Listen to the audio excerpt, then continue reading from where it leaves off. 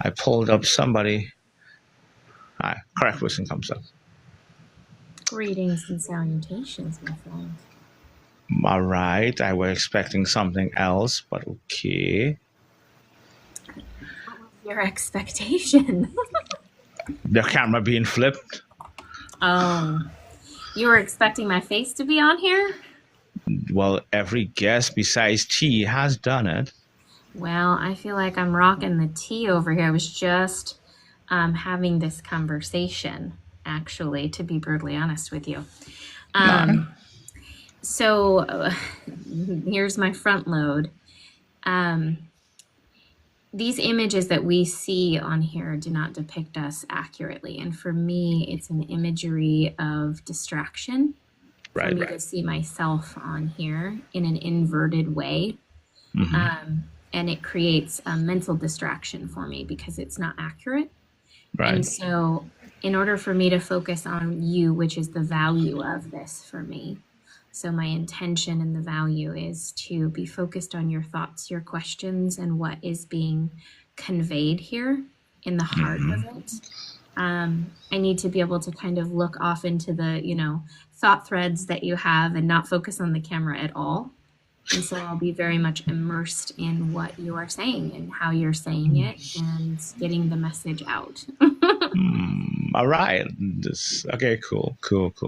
So, with that being said, let's hit it running. So, Vanakam, Namaste, or Sitaram. Good night, everyone, to the 11th edition of the Round Table, which is also the last edition for the year 2024. And I'm privileged to have no other than a sister that, how I can put this, that through my stupidity and arrogance at a certain point in our friendship, never stopped loving me as a brother, never stopped respecting me as a person of knowledge and etiquettes, and has stood by me through thick and thin, and has seen me grow from one level to the other, and has always been there like a cheerleader, and does check up on me every so often. So I am very much privileged to have Humble Hollow as the last guest for the year 2000 to end off this year. I am very much privileged to have her. How are you, my dear sister? I'm grateful and I am blessed in many ways. It's an honor to have connected with those in this collective community on a more personal level. And those of you who have my contact information know that those are the most valuable things that I cherish. And so I'm grateful and I'm blessed that you've asked me to come on here, brother, because it's a gift. Thank you so very much. So this space is a safe space, meaning up to that point, you have all liberty to go where you choose to go in answering my questions. There's no spot. I know for a fact there are certain places that I'm not going to go. So your personal life of TikTok is out of bounds. So we're not going to go there in aspect. Whatever is happening right now that, I'm aware of based on our conversation, that is out of bounds also. We're not going to go there also. What I would like for you with my first questions that I want to speak, I want to learn about the person behind Humble Hollow. I want to find out about the person with their upbringing, where they grew up, a little about their educational background, and lead us to the point where, spirituality would have come kind of like knocking at your door. Okay, so childhood upbringing. In my childhood, I grew up in what I would consider during that time a view of what was functional because I didn't know anything different. Right. Later, it was very dysfunctional. And spirituality has always been a part of my life. I think that's in the nature of all of us. It's whether or not we're consciously aware of it. Right. Right. And as far as where I'm at currently in my spiritual path, what I am coming to the conscious awareness of is that I have always had the vision. Mhm. It's just that I didn't have the environment or the language of what I was experiencing and what I knew. Mhm. And so most of my life it wasn't cultivated. And it wasn't cultivated in a mentorship or a consistent, structured, routined, or disciplined manner. It was very much organic and natural. And life was my teacher. So, Right. yeah. Right. Beautiful. I mean, I think that I don't think I have had someone that came on that said like life in that aspect, because the way you had put it out there is like, I there wasn't really anyone there, and life, like, life took you by the hand. Yeah. And as much you might have been like hesitant to some extent, it is more or less life led you to where you had to go, sometimes willingly, sometimes unwillingly in aspect. So during when life took you by the hand and was leading you in this aspect of, let's say, preparing you, um, let's say pruning you, chiseling or shaving off what might be that aspect of, you know, stuff that needs to be removed in aspect, because sometimes we don't realize that we are carrying stuff that we need to chip away, we need to remove. How was that particular journey? Experiential. So we have seasons in our life. We go through seasons of metamorphosis and change and growth and expansion, and as well as constriction. Right. And life's experiences, foster care taught me a ton. It was both a limitation and a constriction, as well as an expansive growth for me. Coming out of foster care, growing into being a mother and a wife at 18 years old. And those things taught me experiential limitations as well as expansion. There was a lot of growth and opportunities at each corner, different careers that I have had, the people that I've met in those careers, and the knowledge base that I have acquired through working in law and working in banking and working in insurance and working in public behavioral and mental health. All of these have been very foundational in developing my skill set, as Right. well as teaching me. It's been my teacher. It's been life and people and experiences. Right. Beautiful. Beautiful. You had a very stacked journey, because the stuff that you just mentioned is like, wow. So because I mean, I do hear how you speak, and for me it's like, okay, you got a lot behind you there. That means your education has been very much detailed in aspect. You were more or less in a lot of studies and all these different things where reading and research were concerned. So it shows in the aspect of how you speak, in that very mild mannered aspect, the way your poise are, your pronunciations of your words, and so forth. It tells a lot about you. It tells a lot about your educational background in that aspect, right? So we have that. Yeah, I I'm reading comments here. It's like, oh, well. no, you're good. No. It's what Pika just says. Oh, she She's gotta get us right. a. She's right, because this is the side that I don't share in the public. There's a side of me in the private, which is Uh, those who have intimate relationships with me and get a seat at the table of my life.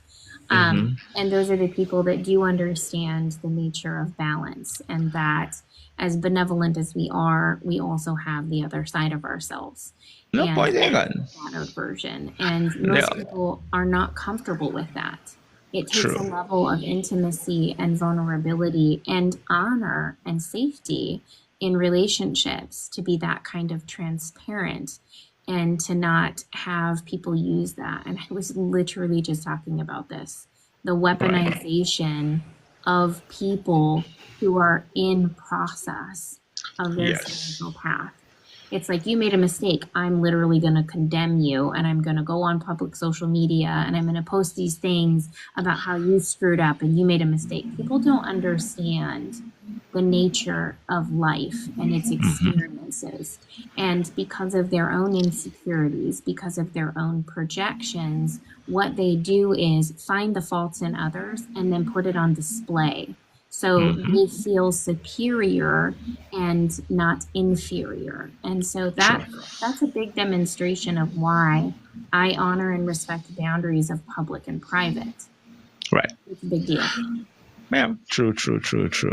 I mean, I was going to get to the ghetto side, but seeing that certain people want to drag it out from the comments, one could only try to fathom what's going to happen when I do bring Pika up to give you your flowers, and seeing that I've added a new aspect to the round table where the panel will be able to ask you a question that they want answers to. You know, something based on what you've been doing, how you do your stuff. All right, but that's later down. So Okay. we know about your thing, and like, you know, I'm with you there. For every aspect, for every accolade that is like an extra layer or light or going up, there's going to be a yin and yang. So to every aspect of light that you add to your life, there is that aspect of darkness there. So it's a balancing aspect. So yeah, I understand the ghetto aspect and so forth. So speak to me, how did your aspect of spiritual awakening come about? How did that, walk us through that process of when that aspect of spirituality, what you're into, came knocking on your door, and how was it for you in the beginning aspect of the journey? So it was always there. It just became amplified, Right. magnified. So people talk about dyslexia, for example, and how people read words in a different way, backwards and forwards. The context is there, but it's a matter of them perceiving it and being able to convey it or articulate it. So I've always seen words and the deeper meaning of structure and the way that it is alive. But there came a point in the last, it's been 6 years now. Right. I keep saying 5, like 5 is the imprint in my mind, but it's been 6 years now, and the words came off the page, and the images of the words and the intention and the essence of the word came off the page, literally, not some figurative, oh, they're just talking like it's some dreamy. No, I mean, actually, when I read literature, Right. I see an entire world, like I'm entering into a world. And it happens the same way when you begin to talk. There's a relational correspondence in my mind, Right. and I see it. So that was 6 years ago, and I closed myself off for, several years I closed myself off for 5 years and just studied and immersed myself in the language and the spiritual aspect of what it was showing me and the relationship that I was building with it. And then a year ago, I met people on TikTok. Right. We'll get to the point. We'll reach that point when you come to TikTok, right? So, for those who may not know, could you tell us, what are you into? What aspect of spirituality that you're into? What do you do?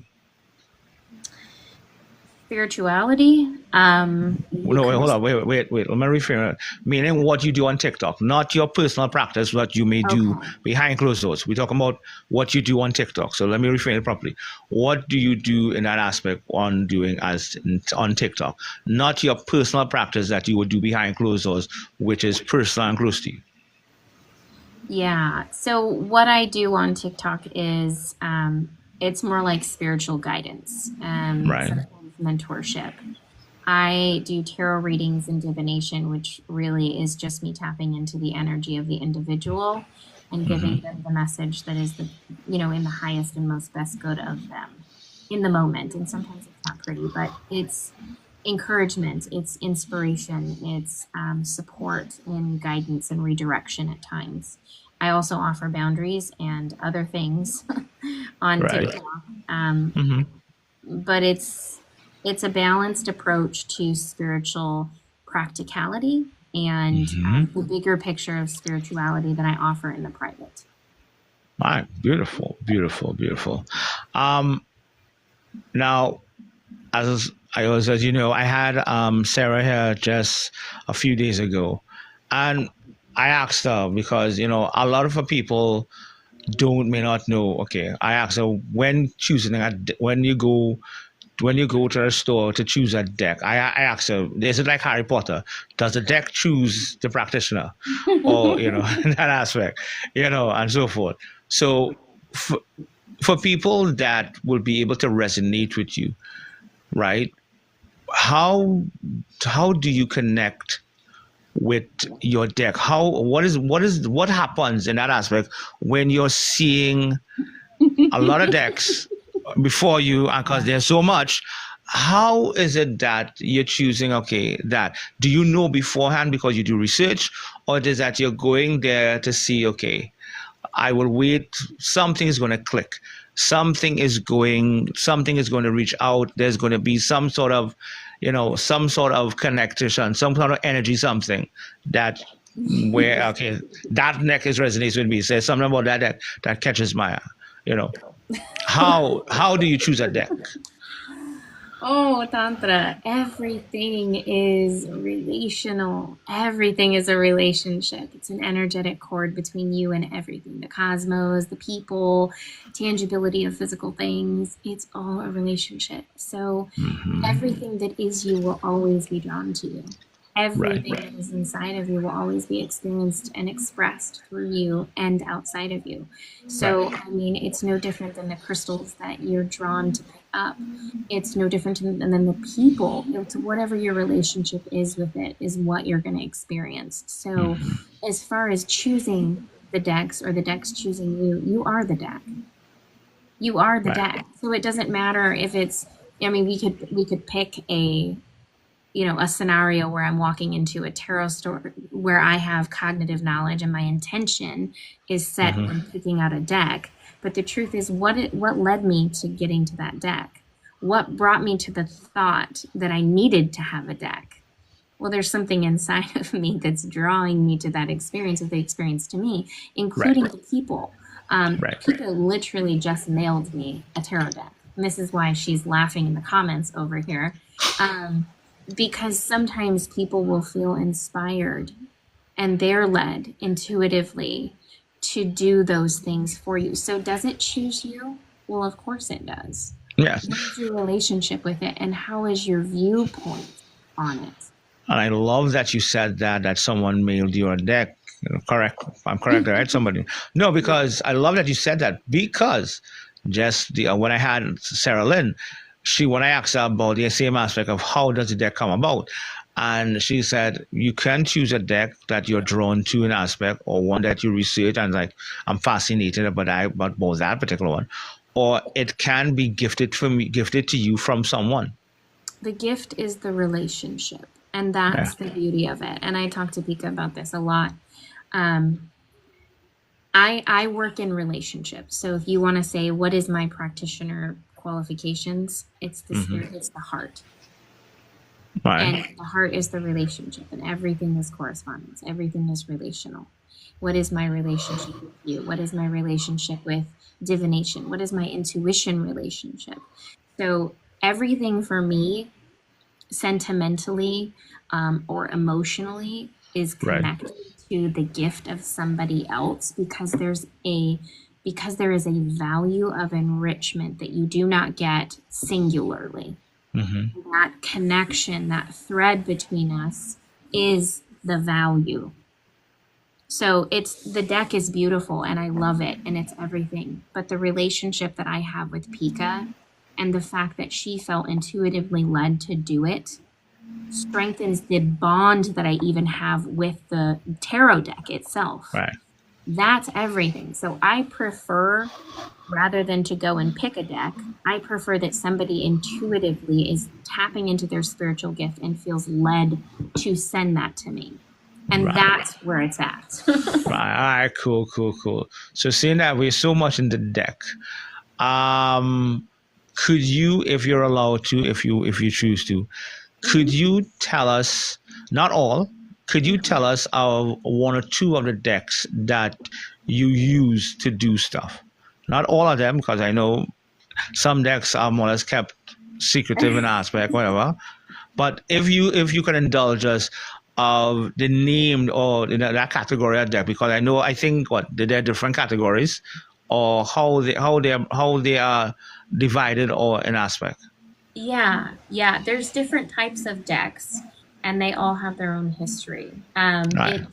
I encourage people to intuitively read before you ever pick up a book to try and read it. Right. The symbology is really pictorial in nature and experiential, and there are things that you are going to see synchronistically in your own mind and patterns that aren't going to make sense to other people, but it's the way the universe and the algorithm speaks to you. In Right. my case, there are two decks that are my primaries. One of them is by both of them, Anturian, and it's Tarot of the Abyss. It's a black and white deck, and the other one is by Chris Ann, which is the Light Seers Tarot.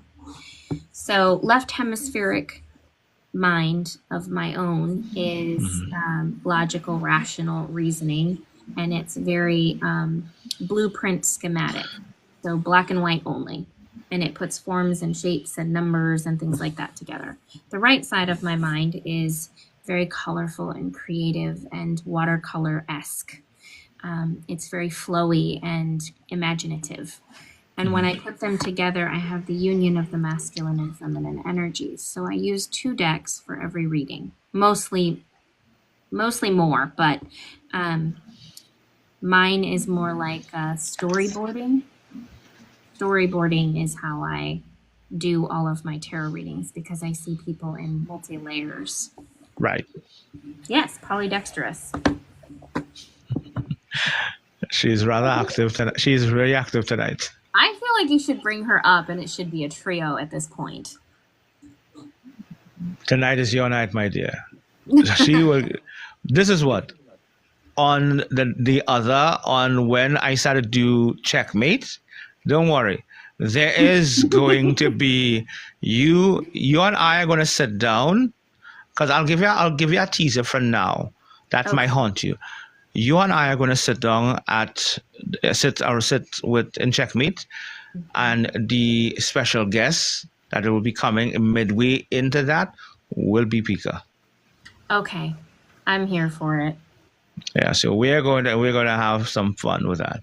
Right? We're going to have some fun, that kind of thing. But yeah, so I love that way you're teaching, because you're guiding right now. So from that aspect of a practitioner doing tarot and so forth, you will have your rites, your rituals, your cleansing, and so forth. What I would like to find out, and this is for the young ones who are coming up, or those who are into it and might be struggling with the aspect of thing, how much is important to maintain that connection with your deck? I'll ask that first, and then I'll go to you, because I don't want to build the question to where it's an overloaded question and we lose some stuff. So I'll ask first, how important is it to always maintain your connectivity, that energy aspect, whatever, or that aura connection with your deck? Well, I think it's different for everyone. All right. What is your relationship with yourself? What is your relationship with your intuition and your own spiritual giftings within yourself? Because the tarot is merely a guide and a physical it's an expression of what's already within you. So when you're connecting with others, it's more about the corresponding relationship that you have with the people that you're looking to serve. If your goal and your intention is set to serve, and your relationship with your intuition and the spiritual cultivation within you, you're the ultimate tool. But I would say that the stronger the bond, the more connection you're going to have with what and clarity of what you're saying to someone else if you're Right. giving a reading.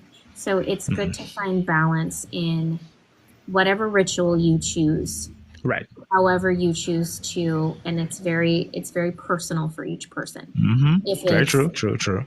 if it's sage, if it's moon water, if it's crystals, if it's whatever your practice is, find your own flow, find your rhythm, and find your own tempo and your vibration that you Right. want to work at, not based on what other people tell you.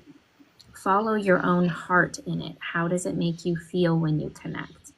Is it something you should be doing more often? Is it something that really you're not interested in doing consistently? Find out your own pace and then work with it. Everything will take time. When you meet somebody for the first time, do you dive right in and you're like, we're going to spend the rest of our lives together and we're stuck like glue? Or do you take time? Do you invest in that relationship? It's all what you put in is what you will get out. True. Very much true. You are so much correct. All right. Next question. Because you mentioned using like sage and so forth. So what comes to my next question, the aspect of cleansing. What are some things that you can recommend individuals who may have already acquired a deck? How do they maintain that cleanse or that clean aura for the deck and for themselves? Because the deck can be clean and their aura can be dirty, or vice versa. So how do they maintain that cleanse aura or cleanliness for themselves spiritually and the deck?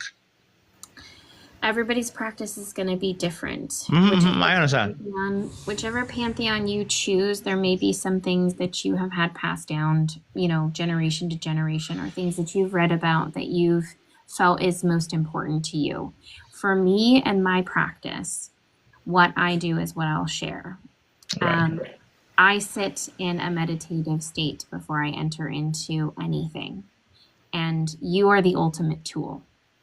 Ultimately, everything comes down to you. You are the physical manifestation of divinity, incarnate. You have a vessel, you have the means inside of you to purify and cleanse anything you touch, anything you mentally can focus on.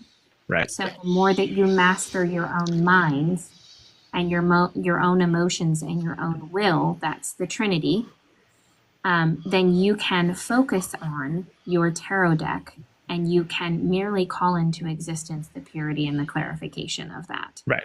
So I would say that first start with that, and you put your mind and your intentions on your deck with the spoken and thought words of cleanse and clear the auric field of the deck. Infuse with whatever you want to call it: benevolent love, life, and light, purity of communication, clarity of mind and communication, whatever it may be that you choose. Set the intention. And then if you want to use sage, you can clear the space in your room.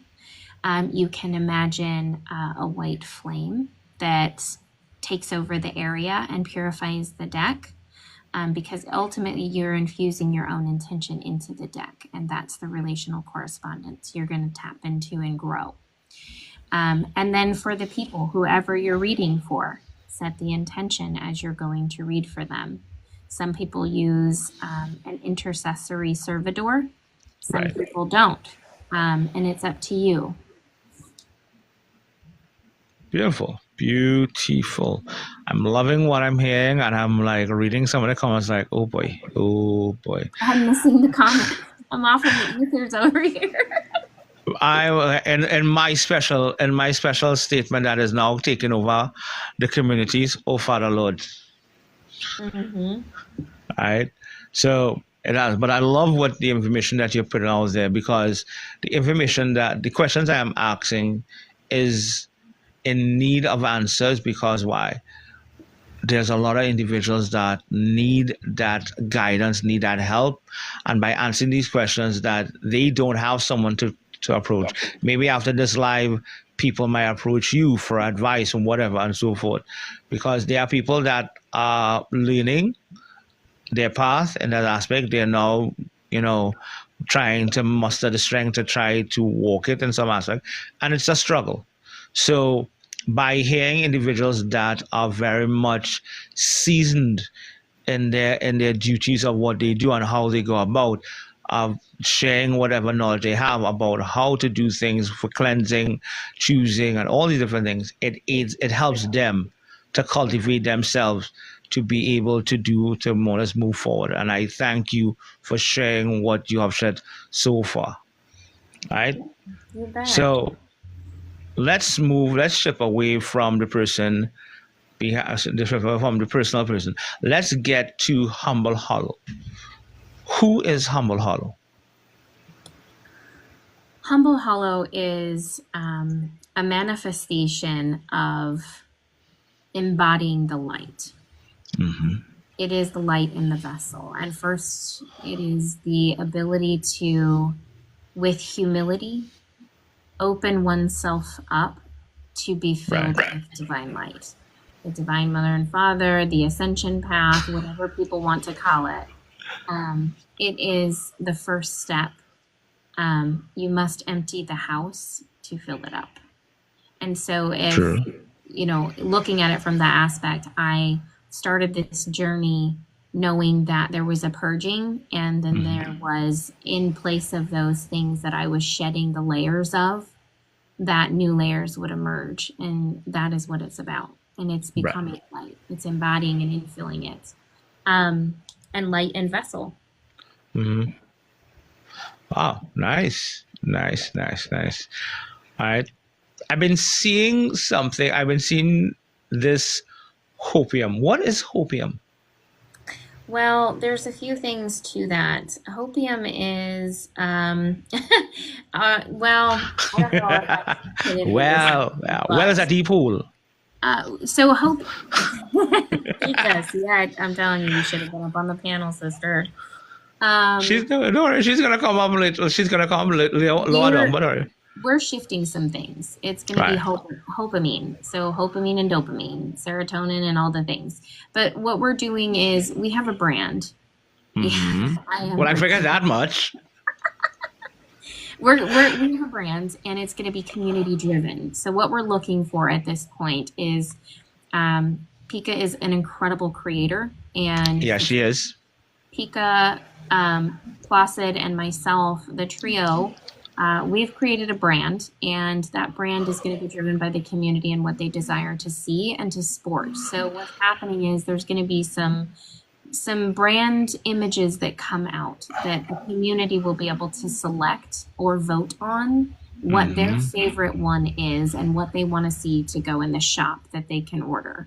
So it's all about, what do the people want? What does the community want? Not what we want, but how can we support the desires of the community and what they want to see manifest. Interesting. You guys were able to get Saul into this? Oh, he volunteered. What? Saul volunteered? Yeah. Okay. He's the mastermind. Was he okay? Was he unwell? Did he eat some bad curry? What? He's an opportunist. Did he drink the wrong Kool-Aid? Always. He's always on that gin and juice. Okay, then. This is even interesting. I have so many questions where that is concerned, but next time.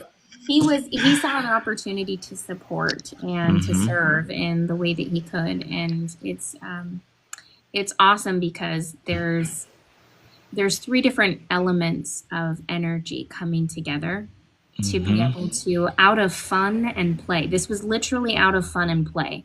There was no stress. There was none of that stuff. And it was an inspiring moment that has brought us to an opportunity to serve a larger collective group.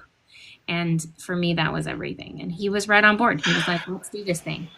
They forced me into it. Mafia said, dude, I believe that. I so believe that.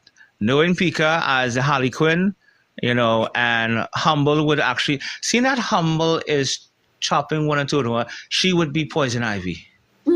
No, no, actually, the others, the okay, guys, listen. See, this is where I'm like, okay, don't weaponize this against me, people.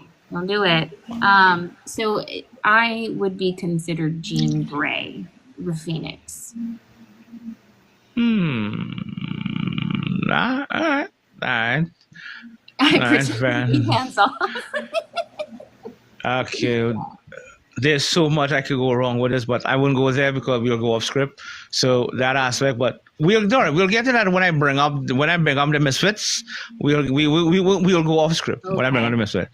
So that's that. So we know who's Humble Hollow.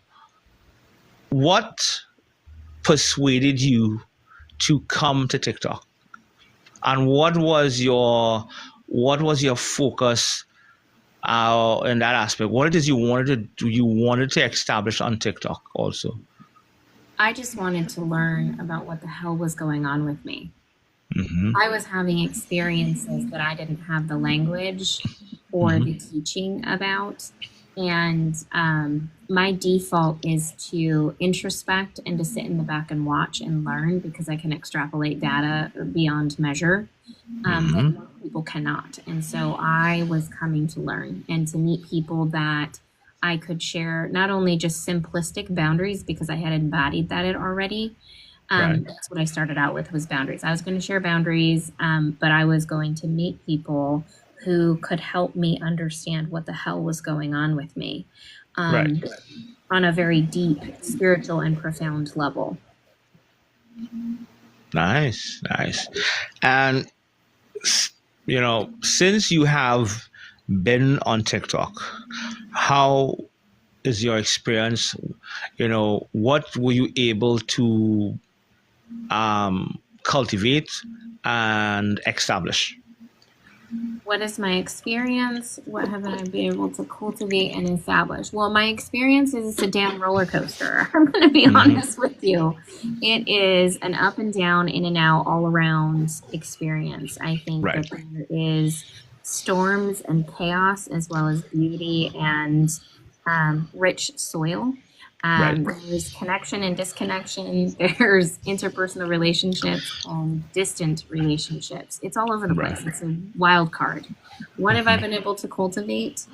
I have been able to cultivate very deep bonds and spiritual connections with people on a very intimate level. I have also been able to be of service and also to receive service from others in reciprocal relationships. I have been humbled more times than I can count. Humility has grown tremendously. I have cultivated a depth of reverence that I didn't realize that I had the capacity for, while also strength and courage and boldness. So I would say that is what I have cultivated. And the third part, what is the third part again? What was your experience? What have you been able to cultivate? If that goes into the aspect, what you would have been able to establish an aspect. That would have been the same question, just asked two different ways. What I know that you have been, you have been a part, or you are a part of different communities. There's one in particular that you and I call home, right? Even though it has changed names so very much, for me, the dojo will always be the dojo. No matter what that spoiled brat changes it to, the dojo will always be the dojo. And that for me will always be home. Right? That will always be home for me, because it was the first community that welcomed me with open arms when I started, and I was very. I'm sorry. I'm reading. I'm trying not to laugh. I was like, yeah, we call that place home. Some of us more deep than others. Yeah. So, but it was the first community that actually welcomed me with open arms when I didn't have a community. I didn't have, I had acquaintances, I had friends that knew who I was in that aspect and what I was into. But to be able to be okay, you can come here, you can sit here. We revered you, this and that. You guys in that community with Jordan and everyone else, that was the first community that has have me there, and that for me to always be home. Even we are a bunch of dysfunctional misfits, still that's home. We are that. I don't think the Rascals has anything, or the Goonies has anything on us. We surpass all of them. Mm-hmm. But it has that always has been. People have said whatever they want to say about us, but at the end of the day, we are who we are. Because we could fall out, we could have dialogue, we could have debates and all the different things, but the next day we're right at it the same way again, going at it, full speed, and those kind of things. So, before I go more into TikTok, because I want to ask about the aspect of TikTok, I want to pull back a little and speak about the journey you have been on for the last, let's say, average 4 months. It could be more, right? With this synonymous statement, chopping wood, toting water. For me personally, sweetie, I have seen so much of you, change, not necessarily change, but evolve. Meaning there's so much about you that has come to the surface. A lot of stuff about that aspect of your grit, your tenaciousness, the way you are and how you look at things and the way you approach things. There's so much that I did not know because it was beneath the surface and it came up. Right? That it came up in aspect because the humble that I met in the beginning compared to the humble that is chopping wood and total water is so much advanced than most of us right now. And the way you move about, you're so much centered, you're so much grounded. It's almost like you are in that aspect of a zen. You're in that particular zone where you are balanced and you're in that zone of peace. Tell us about that, how that came about, and where you are presently.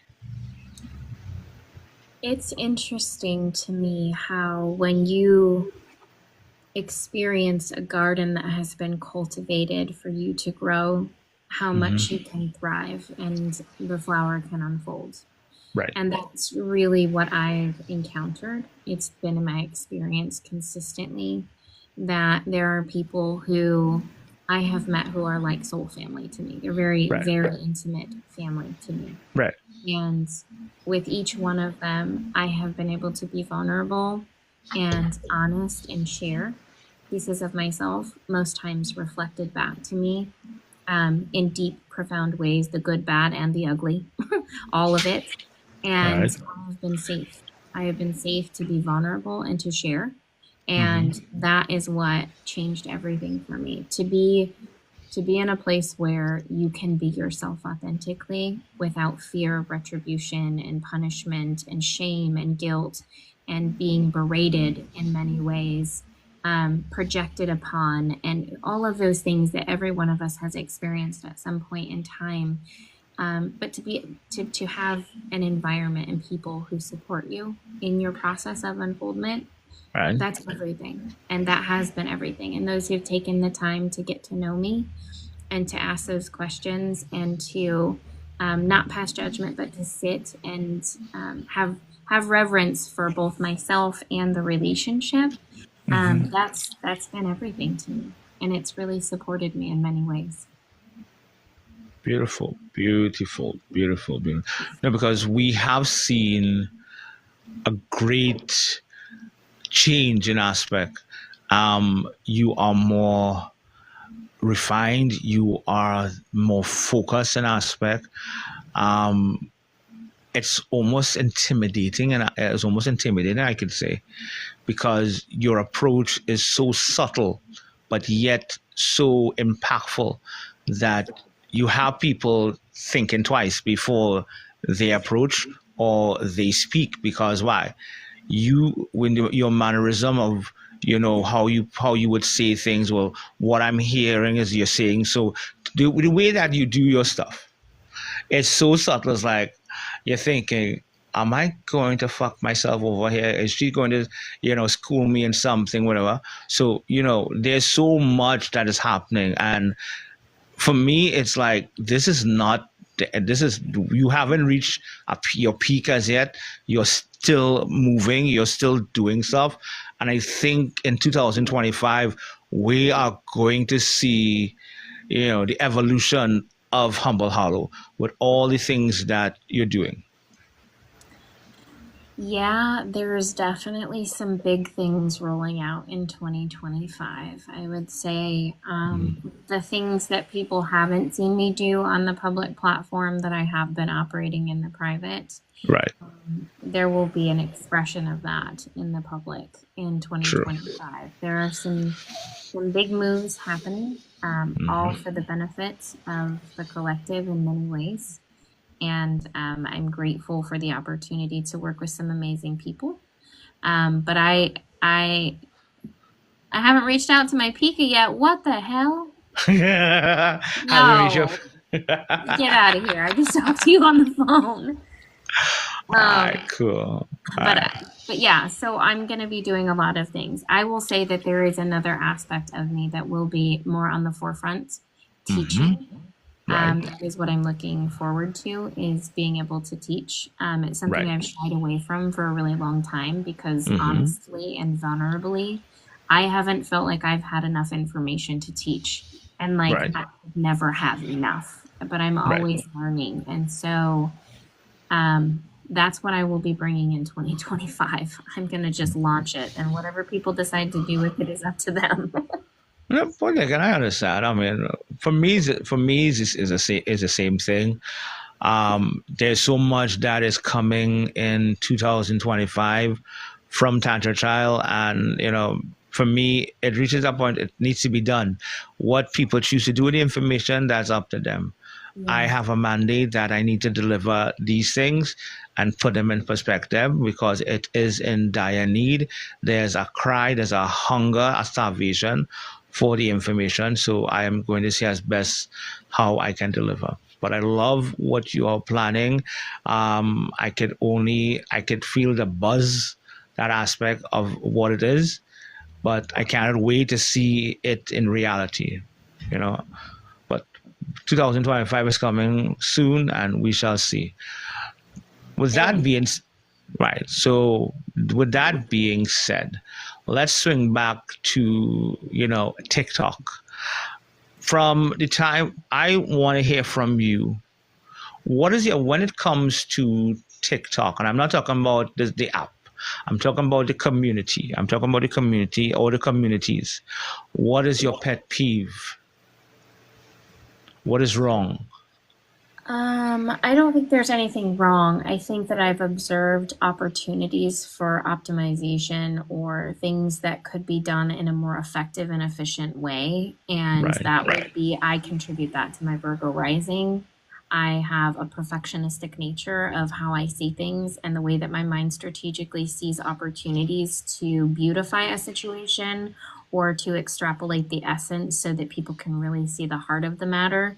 I think that can be missed a lot of times through personal opinions and veils of illusion. Where people are at, they're not fully seeing everybody and everything. But I think that that's meant to happen, and I think that there's a lot of grace in that. So I learn my own limitations by acknowledging the fact that not everything needs to be fit in a box, and it doesn't have to look this certain type of way. It can be chaos and it still be perfected. So I would say the one thing I would encourage the collective to do is to come into situations where we have people meeting with diverse backgrounds, upbringings, lenses, new spiritual gifts, old spiritual gifts. Everybody's evolving and moving, and to come with grace. Come with grace.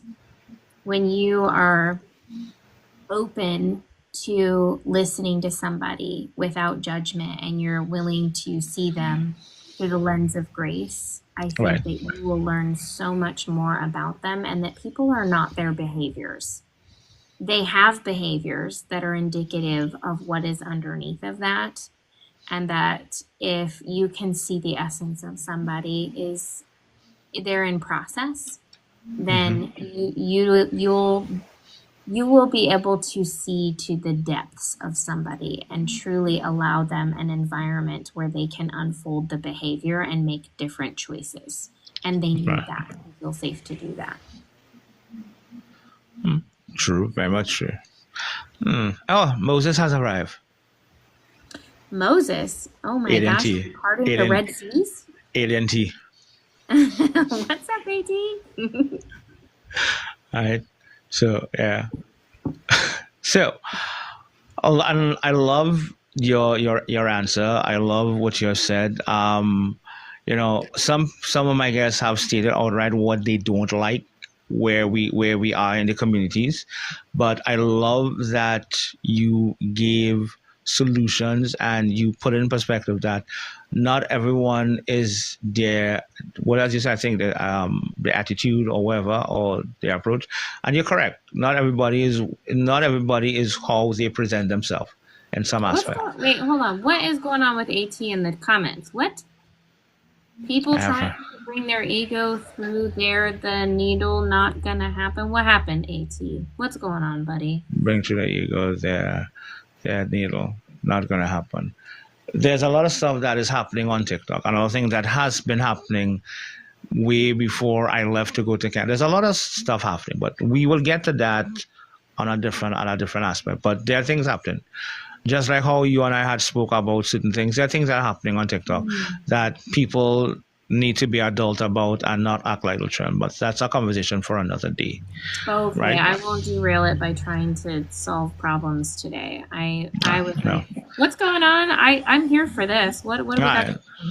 Today is about you. Today is about Humble Hollow. So let's dwell in that aspect of today is about your day. Today is your day to shine. All right. So solving some problems. No, we'll get to that. Don't worry, trust me. When I bring on the misfits, that's when everything goes through the window. All right, especially with Pika is concerned. So this is where I put you in the hot seat.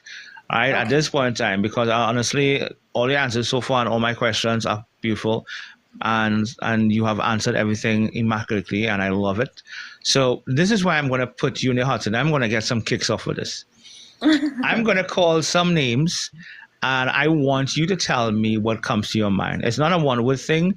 You tell me what's your pros and cons on that person. If you like that person, what that person means to you. Okay. All right? So we will start with the brat himself, Jordan, Universal Theory. What do I think of Jordan? I think that he is one of the most critical thinkers that I've ever met. And and this is not just a think, this is what I've experienced. Right. He has an incredible capacity to identify what it is that your greatest strength that is a weakness and needs to be refined can be. And he can extrapolate the potential in you and bring it to the conscious awareness so that you can begin to work on it if you want to. He's like a walking opportunity. True.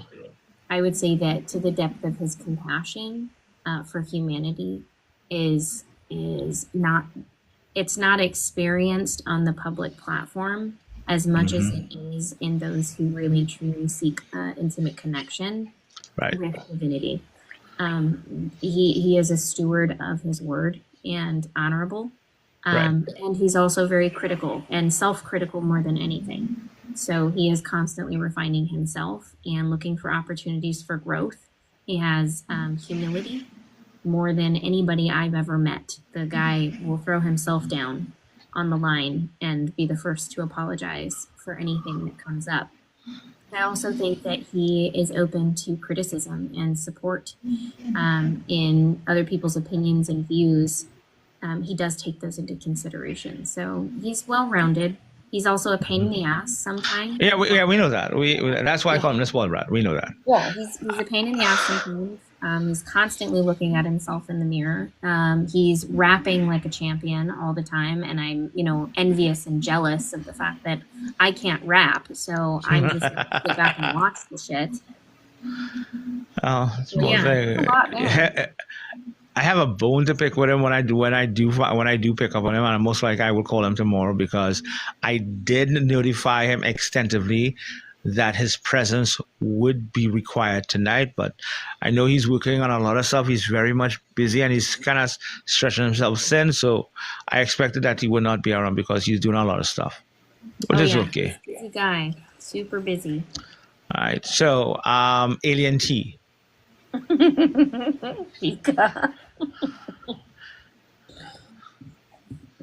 Yes, Alien T. Okay. I adore him. I appreciate his calm demeanor.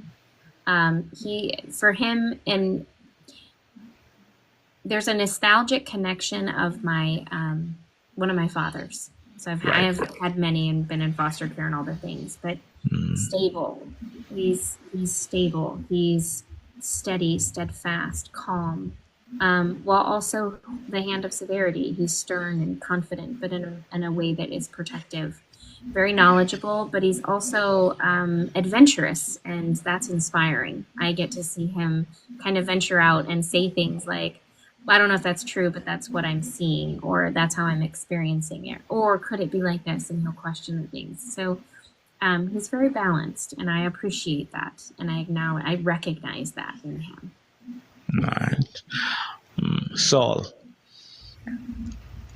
Oh, hello, darkness, my old friend. That's all I have to say about Saul. Yep, that's some mouthful by itself. Yep. Yes. I've known Saul for what seems like forever, an eternity or many eternities. And he's an incredible teacher, and his mind it's a beautiful thing to experience. Very much true. You're correct. You're very much correct. Bren. I love Bren. I just think that whenever you feel down, that's the character that you want to be connected with. He's very knowledgeable about his stuff, very passionate, and I love to see his passion expressed. And I love his unique style. It's not very many people who can be authentic in their own unique expression. And there's lots of cookie cutter stuff out there, but he is so authentic in that. And I love the richness of that. Nice. Astro. Oh, fire, man. Oh my gosh. He is extremely intelligent, and he will go to the lengths to learn the stuff, to share it. And he has a unique expression of that. I think that there is an ebb and flow to his process that can be very beautiful and very destructive. It can be, one day one thing and the next day another thing. So he keeps it fresh all the time. And that's nice. I like the freshness of it. Like, what kind of shit's going to go off today? What are we learning today? Interesting. Sarah Lynn. Sarah Lynn is like she is like the keeper of knowledge. She, for me, smells like the halls of wisdom and extremely knowledgeable. She is somebody that when you have an opportunity to sit and listen and just ask questions, you will find a rich tapestry there. She has a big heart and is gracious with her time and her energy and her knowledge. So I appreciate her. Nice. Robin. Robin and I haven't had much interaction, but I will say that her courage and her boldness to step out and do what she thinks is best for her, Hmm. and to, regardless of what anybody thinks of her, um, Hmm. I admire that. I sit back in reverence and awe of how she's willing to tackle anything in her way. And there's not a lot of people that can face themselves, and she does that on a consistent day. And she Hmm. has a beautiful heart, and she wants to serve, and she wants to get in and learn about herself as well as others. So I think that she's a guiding light. Right. Beautiful, beautiful. Nella. Oh, Nella, Mamacita. Nella and I have a very intimate relationship, and we are both mothers to each other, as well as sisters, as well as daughters to one another. We are best friends, and there are times when her and I, in a reciprocal relationship of ebb and flow, take each other to the depths. And we also bring each other up to the surface when we need it. That connection is very strong, and we are always seeking opportunities to serve one another. She is loving, generous, gentle, kind, and she is always looking to support somebody along their journey and share who she is and the gifts that she has in a way that will help somebody out of whatever they're experiencing. So she is the beauty of wisdom. Nice. Beautiful. Beautiful. Beth. Oh my gosh, Beth, I could sit with Beth for hours and just her and I go back and forth with left brain analytical thinking. I could chew on steak with that woman. She has, her mind could take me into the left hemisphere and just compartmentalize everything with mathematical equations and look at it with geometric shapes and all kinds of stuff that most people cannot go into. So that woman, she's a walking quantum computer, and she Right, speaks cool. fluently. Right, lovely. Jenny Lee. Oh, Jenny is poetic. She's the wind. She is she's gentle, and there's a fierceness that's kind of a shell for her. Um, it's there, but it's not the default. The default is subtle and creative and flowy. And I love the way that she speaks from the depths of her heart. Nice, nice, nice. Pixie. Pixie? Oh, Pixie is the punky booster. She does Mm, it her way, all the way, but she really loves people, and she's very supportive. So she has a heart of service, and she shows up in big ways for that. true. I call her as much as call. I will call Pika the Harley Quinn of TikTok. Pixie's a Hellcat because she's a trip. She is a trip by itself. Yeah. All right. See, okay. Let's talk about the Harley Quinn herself, Pika. Pika and I have a very unique bond. Um, mm, Pika, I can feel her like, oh shit. um, Pika loves Pika loves everyone. And even when she's pissed off and frustrated with the behaviors of someone, or frustrated with herself or a circumstance, that woman never loses her love for people. And she gives and gives and gives and gives of herself. She is always thinking of other people throughout her day and how she can show up in their lives and what would benefit them, and not just random shit. I'm talking Right. practical. She thinks of the most practical things that are necessary for people. She sent me in the mail today. I just got it today. In the location that I am at with the weather, I was like, I think what I'm going to need is I got to stop and pick up some gloves, and I got to get some lotion, and I've got to get, a hat or something in the cold weather and these things. Right. She sent me a care package that showed up. So in Right. conversation, she picks up all of the details. She learns about people because that's how she values the relationship, to show up and do kind things for them out of the kindness of her heart. Pika's a fucking badass. And not only that, she's creative. That woman Yeah. can pull magic out of thin air. Right. Beautiful. Beautiful. Beautiful. Tomorrow, I have more packages coming tomorrow. Apparently, I Right. love gifts, and I've never said that out loud, but I love gifts when they're sentimental and they're from somebody. I don't care. It could be something off the wall and random and absolutely unapplicable to anything. But the True. sentiment, I love. Right. Cool. Yeah. Am I missing anyone? Am I missing anyone to ask about? Who have I missed? Mm. Who have I missed? Yeah. I will tell you that I have spent time with so many people on here. I have spent time, Sages of the Ages, Angela, Uh-huh. Gems of Sage, Mhm. I Sage My Sage, lots of sages going on. Yeah. I have spent time with many. Read the comments. Tantra. Well, you gotta say your own name. Tell me Well, about Tantra. Let me no. tell you about Tantra.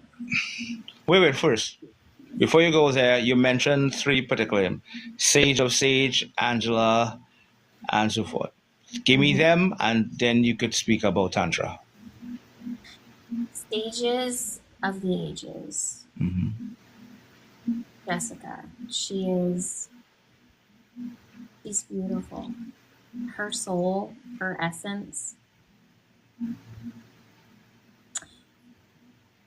She's an incredible woman, and she's very resilient. And her desire to help people is, man, it's fierce. And I love her. I have grown very fond of her over a long period of time. That we've actually been able to be on opposite ends of the spectrum and fighting against one another, even in the astral, and then coming together to connect and talk and share. And she's poured into me in many ways, and I'm grateful for her. She's a beautiful creature. And Angela has been gracious with her time and her energy in sharing her knowledge and what she's about, human design and all of the things and their modalities, and working together to support what they see and what they want to see happen in the community. And that has been enriching to learn and to grow and to understand. Gems of Sage, Monique, she's family to me. She's family. And I love her. She's everything. And then Gabrielle. Gabrielle is a firecracker, and that woman is out to save and change the freaking world, and I'm here for it. All right. So this one is going to be a twist. So the last person is going to be separated into two persons. So you got to speak on both of them. Tantra and What? Ravi. Yes. I plucked that out of your head. I'm sorry. No, well, Pika said it in the comments too. Oh, did she? I wasn't even paying attention. Yeah. So let me see. Tantra Child has been through seasons, growth seasons.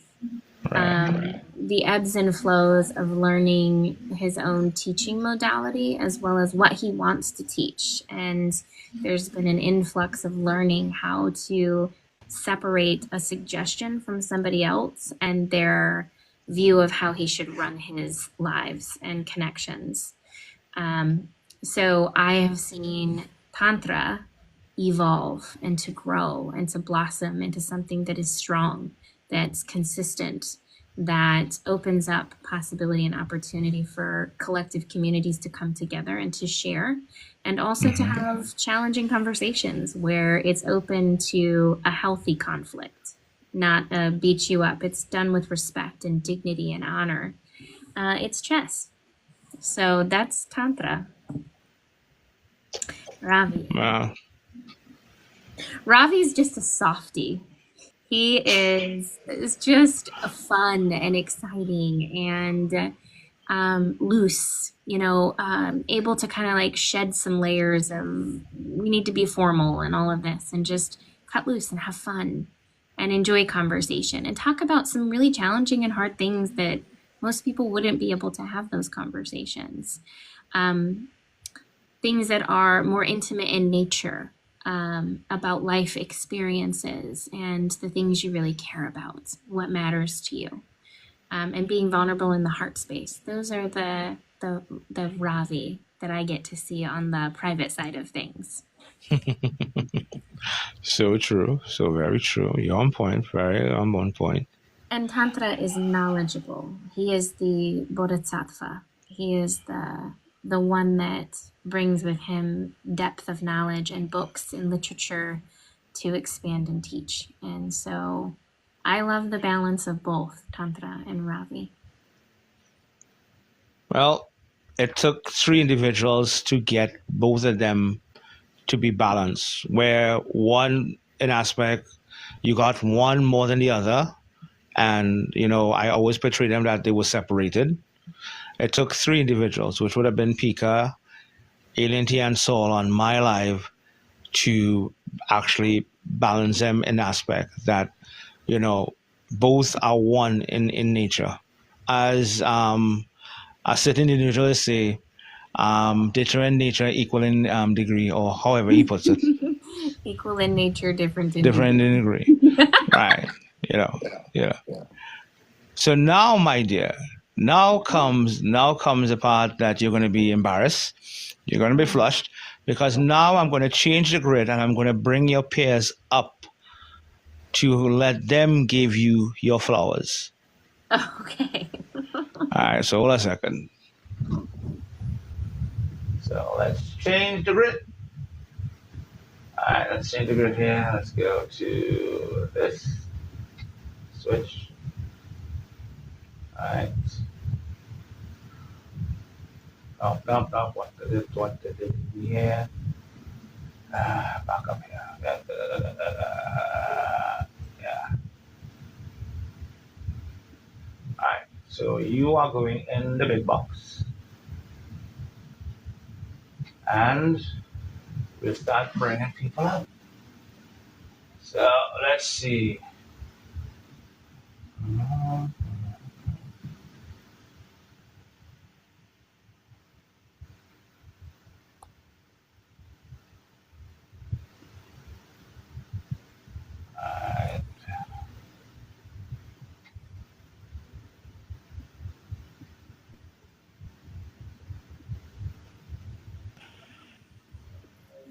I just have so many questions about decks. Yeah, and you will get to ask. You will get to be able to ask all as much as you want.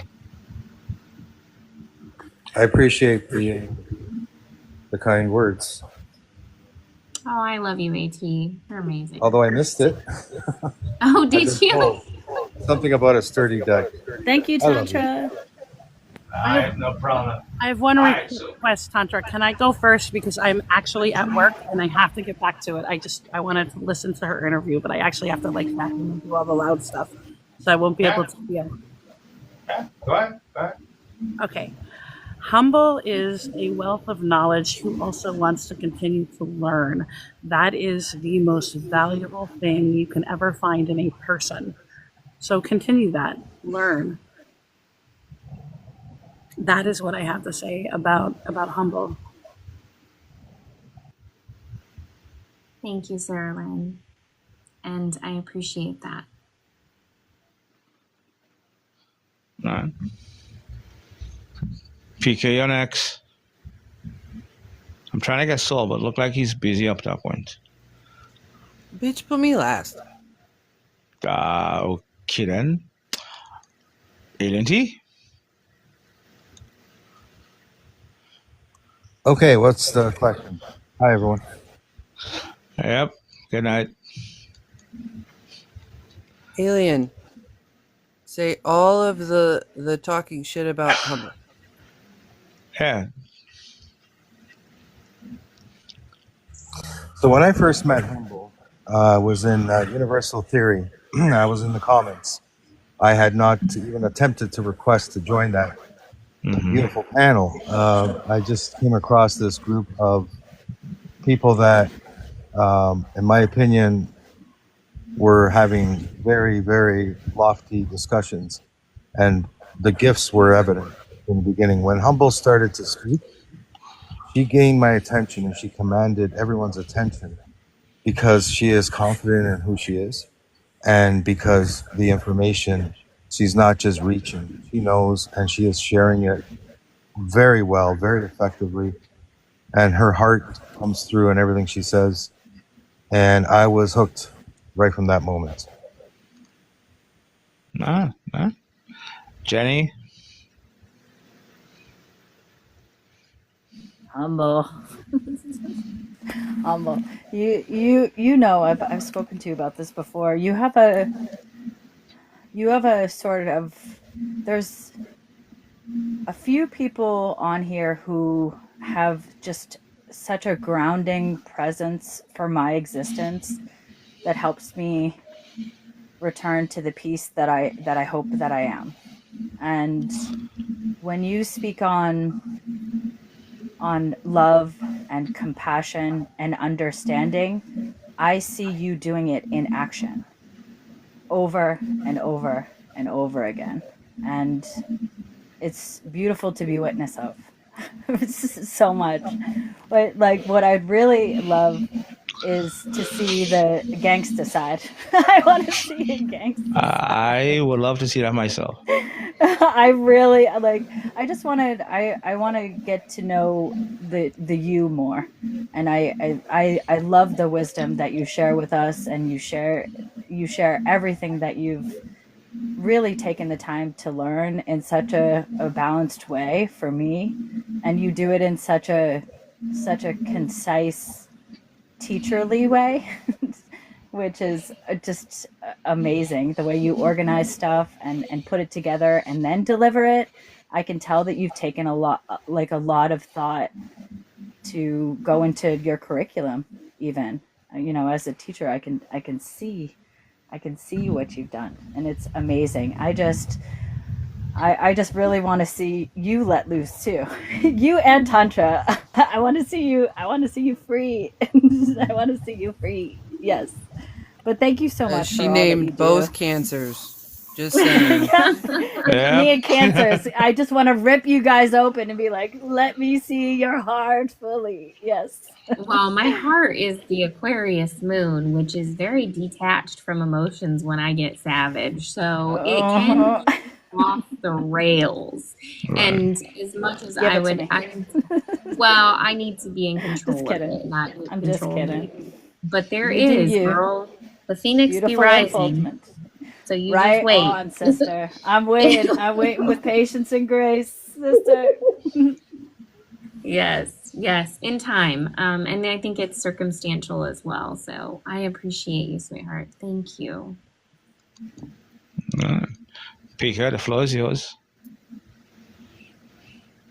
She all right. Yeah. You all right. No, she's definitely soul fam. I can't, there are certain people, there are certain individuals that I've encountered on this app where there are very few in this community that can make me take a hard look at myself.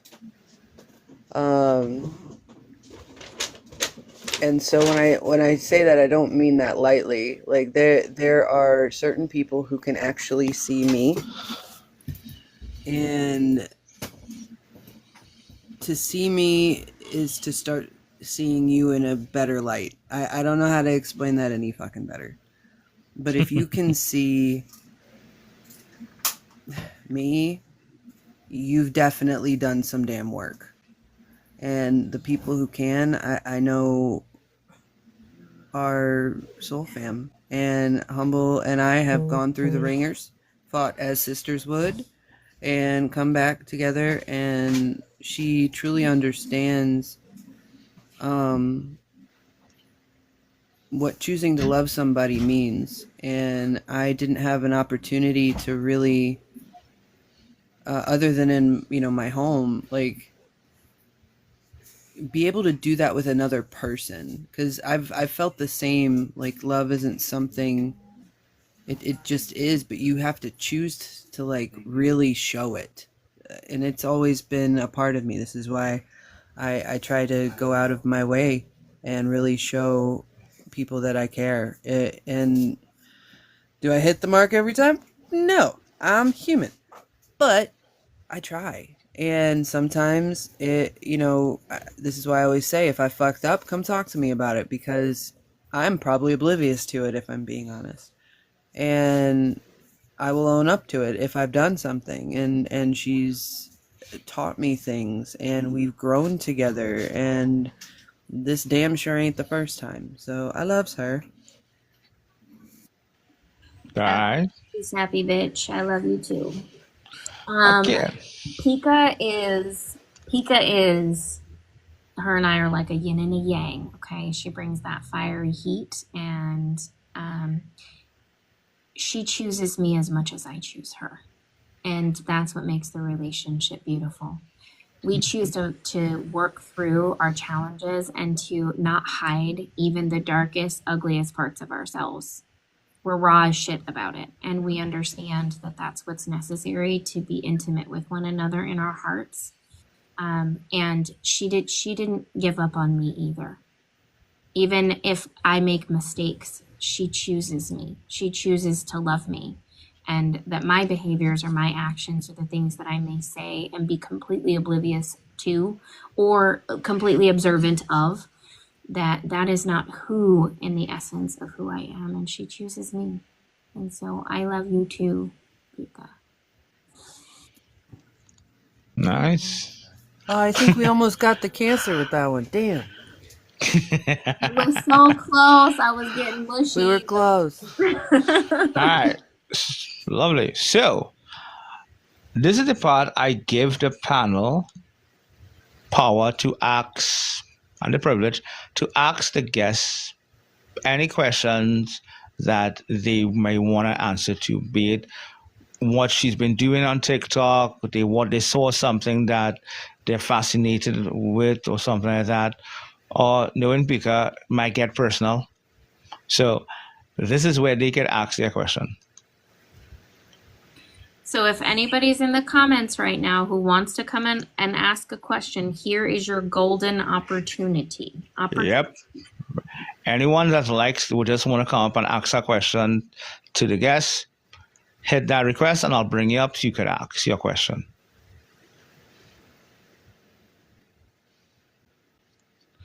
You know? So let's start with PK, you want to go last? So I'll go with Lindy.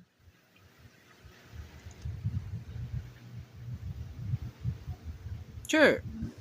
All right, so somebody. Maybe Jenny's ready. Oh, you noticed that, Mike? I am a host. Also, I see things. All right, cool. So, all right, Jen, let's go with you. Right on. So I when you were talking about other people and the loveliness of other people, I'm curious to know what Humble Hollow feels about Humble Hollow at this point. So if you were describing yourself as if you were a third person observer about what, it's a very long question. It's a run-on sentence question, but just the things, and I think I can ask you this, and you can answer it genuinely. But the things that you love about yourself, and the things that you're still working on. Yeah, that's a valid question.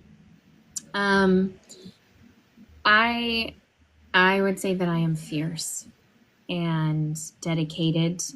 Um, I would say that I have a depth and a magnitude of compassion that most people have never experienced before.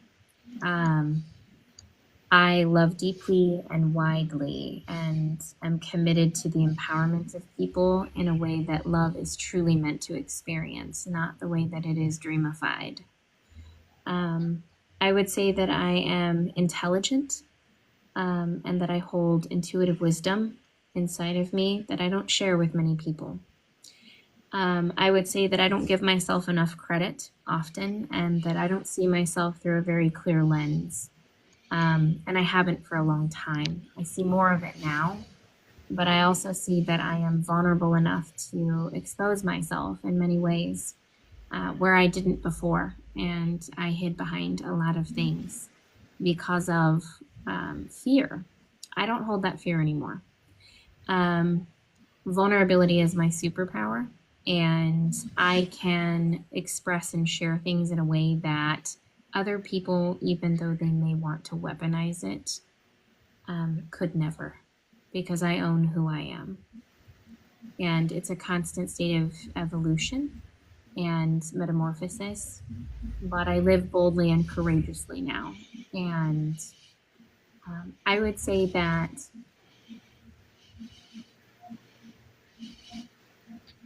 I am fierce. I would say I am fierce.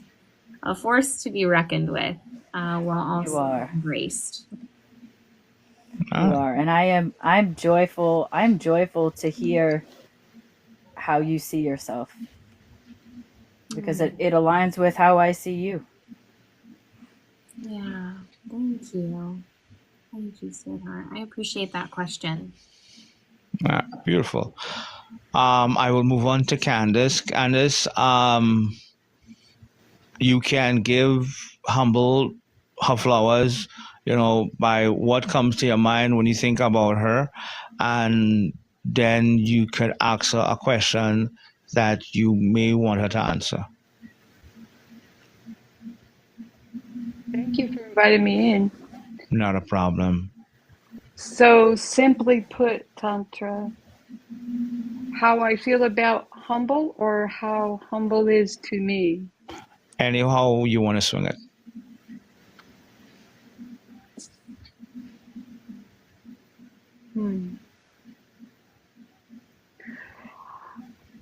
I had I could paint Humble on a canvas because she exhibits such beauty and such grace that within every word that she speaks, it lights a room up. I see her, what's that word, exuberant? Exuberant. She lights a room up. She knows who she is, and she doesn't hide behind any walls, and she's not afraid to tell you, and she is fierce. Fierce as a panther.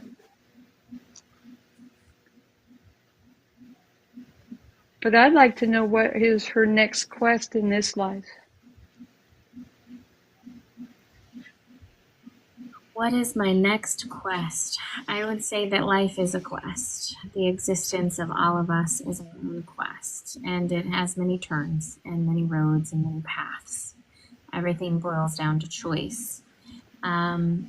The next adventure I am currently on, and I won't be sharing about all of the details of it. It's not time yet, but I will say that I am in the being and the becoming, and it's happening simultaneously. I will say that I am teaching and I am also learning right now at the same time. I am teaching what I know and I am learning what I do not.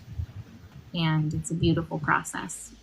I will be offering some, I'm already offering them, and it's up to the collective at this point if they're ready to take that on. Boundaries has been something that I've shared from the beginning, and most people are truly not ready to take responsibility for their path and to be in control of themselves.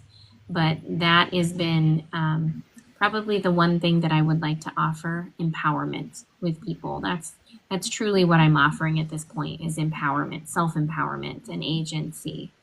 And I've created the courses. Pika's supported me with that, of the 8 pillars of personal power. And this is not something that I share as a, oh, here's a great idea. This is something I walked out and walk out consistently. And for those who do know me, this is something that is very powerful. Yes, I do have courses for this, and it's been posted on my page.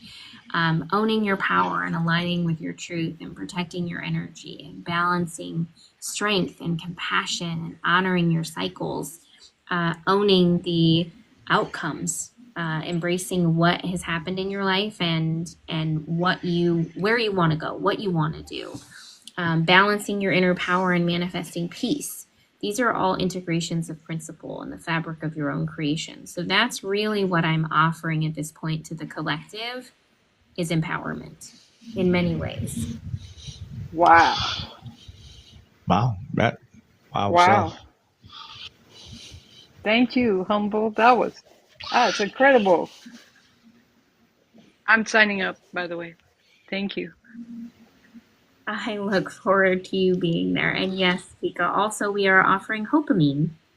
Hopamine is a brand, because everybody needs their Hopamine hit every day to keep them motivated and moving and driven.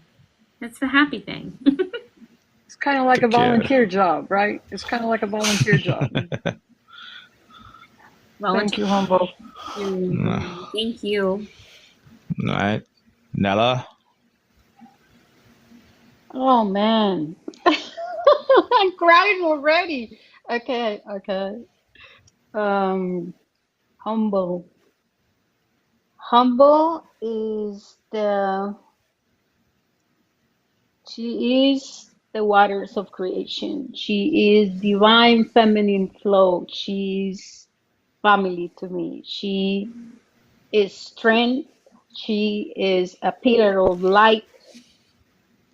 She had the best freaking words.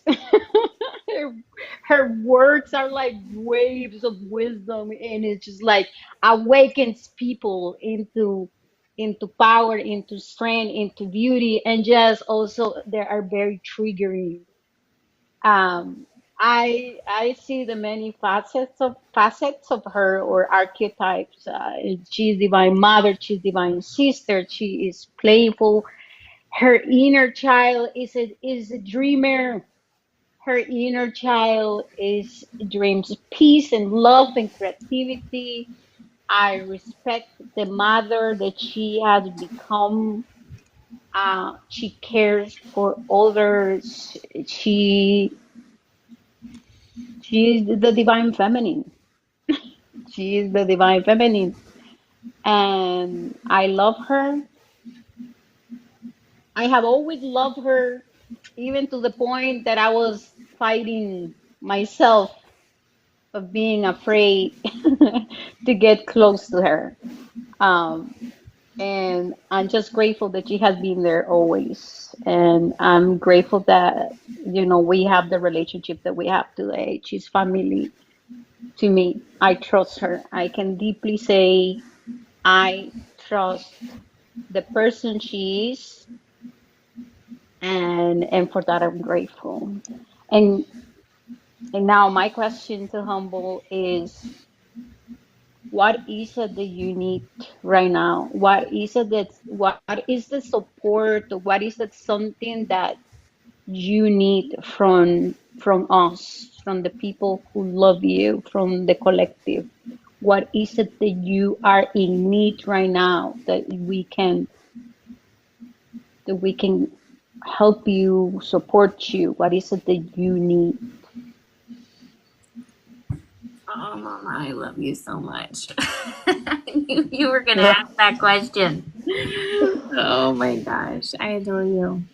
Thank you. because she's touching that wound of asking for what I need and being okay with that and being vulnerable. She sees it. I'm holding you. I just, Oh. see, this is where your heart opens. This is where you let people see you and feel you because you are safe. We are your family. What do you need? Because you're always there for so many. I'm crying with you and I'm holding you. What do you need? What does Jamie need? What do I need? Yes. I don't know what I need. Sometimes I don't know what I need. I desire to serve the community, but I don't know that they're ready for what I have to offer. I got what she needs. I got it. I know, Pika. That's why I'm saying, like, we know what we need. Okay, You know what I Pika. mean? Go What ahead. we need, yeah. She's a Humble. teacher. She needs students. That's all I That's want. what it is. I just want to teach people. I just want to pour what I have. I have all of this stuff in me. I have so much to give, and I just want to give it. I want to give it and give it and She give needs it. students who are ready, willing, and able to actually do the work. Yeah. She needs this. The teacher is ready. Come on, students, catch up. Yeah, that's what I'm ready for. I'm ready. I want to put you on the path to inner sovereignty. I want you to learn harnessing clarity and decision making and to vibrate at your highest and to live freely in your own authenticity. I want to teach the art of boundaries, and that in and of itself being empowerment. I want to teach about rest and how sacred an act it is. I want to teach you about embracing accountability and freedom and embodying and empowering energy and then integrating the principles for empowering your own living. I want to give that. I want to, everything that is inside of me, I want to give it. So And humble. I also need to make a living. And So it's not humble. What you need is so important for you to say that. What I need is people to be open, to be receptive, and to be ready to receive me and to receive what the divine wants to bestow upon them using me as a vessel. That's what you need, right? That's what you exactly what I need. Hashtag students. Yeah. But like it's just like the flow of Nella keep needs saying that it. too, by the way. Yeah. That's why we're together. That's why we're together. What we need that's what many of us really need. What we need is people to be to make commitments and to get determined and to be focused to invest in their spiritual journey. What we need people with humility to be to accept us, to meet us, to receive what the divine is choosing to bestow, using us as vessels. But hey, this is this is something we need. We need people to practice more humility and not to fight us just because we are here ready to serve. In truth, we're here ready to serve, but people are taking it personal out of their own insecurities and their expectations, and why not? I'm And ready for so leaders. I'm ready for there we people who go. are leaders of their own life, because we're not out for competition when you're a leader on deck.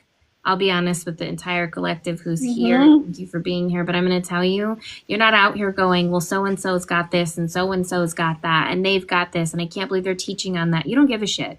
When you are at the top of the food chain, when you're a leader, you're humble and you're quiet and you want to see people rise. You will walk your ass down the mountain to ensure that you are pulling up the people who need to come with you. That's what I'm here for. Traversing down the mountain to grab the people because we need to go together. It's not about competition. I want to see you rise. I want to see you fly. I want to see you empowered and strong and confident. I want to build together with people. And I'm not here for the catty crazy shit. That gets out of hand. That was what I would say that the collective needs to really check themselves at the door before they're in here doing this, ask yourself what your intention is. Are you here to build? Are you here to be a leader? Are you here to learn? Where are you at? What position are you playing in this? And are you ready to rise? Are you ready to shine? What are you ready to do? Because I'm ready to teach. I'm ready to teach. I'm here for this. Interesting. Rather interesting. Why didn't we get this answer when I asked you what was your pet peeve with the community? This was the Because answer I it's not wanted. a pet peeve. It's an observation that I have made with the community. There is judgment, condemnation, guilt, shame. There is projection. You're doing this wrong. These people are doing this wrong. They should be doing this. Everybody has a personal journey, and it's an introspective issue. You need to look within. Well, guess what? Let's all look within together, and let's check ourselves at the door. Are we doing that? I'm offering tools. I'm not telling you how to live your life. If you choose to pick up the tool and you want to do something with it, man, I will be your biggest damn cheerleader. I will advocate the shit out of I will show up every day supporting and offering whatever I have in support of you and your agency and you wanting to do what is best for your life. But I will not sit back and coddle those who want to point fingers at other people and say that they're wrong and they're not doing it right and their life should be this and they should do that. I am here for those who are ready to do the work themselves. Chop the wood, carry the water. Beautiful. Beautiful. All right, let's move on. Buddha. Donnie. Hello. I think this is your first time on my live. Yes, sir. How are you? Well, you can give Humble her flowers and your question. This is where you can talk all the shit about Humble, because it's a dedicated live to Humble. So we're pointing the fingers at her, and I don't really have too many questions for myself, but if I come up with a question for her, then I'll definitely. I would I would offer your experience of Humble. What is your experience of it?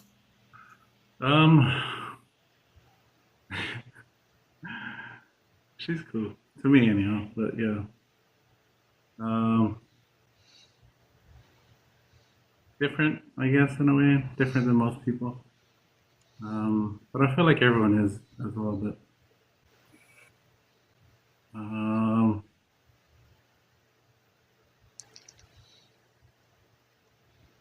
don't want to say that. That's high praise coming from Tani. You got more than 5 words. I love Tani. I'm impressed. Wow. I love Tani.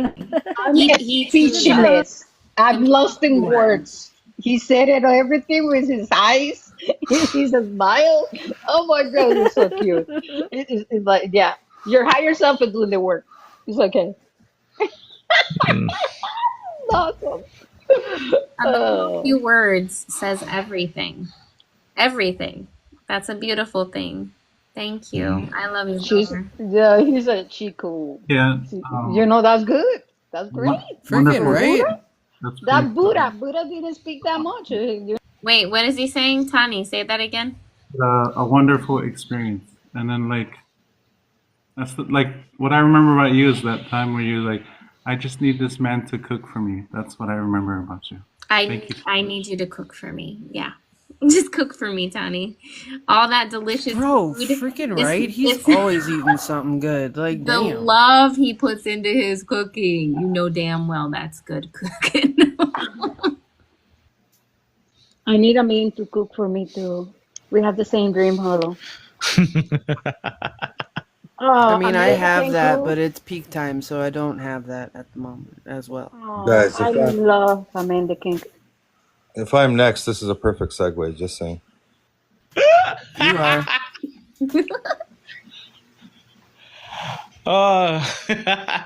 Go on, then. Yeah. T, go ahead. Because last she got the major part of the floor. So go ahead.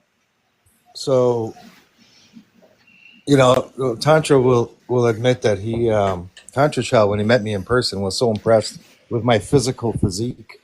and for my age especially. No, honestly, for your age, no disrespect, no Moses pun here.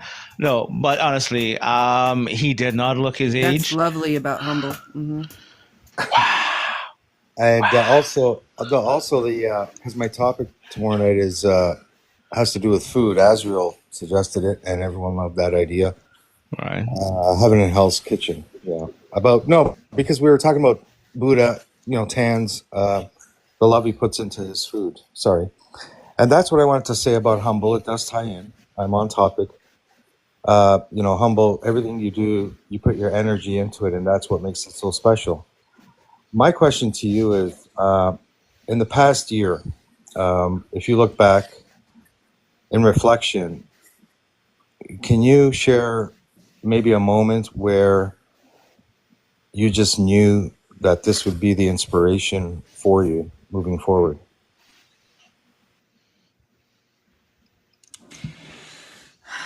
The inspiration.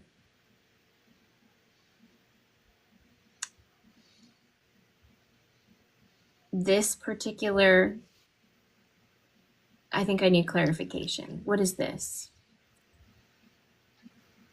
Pika.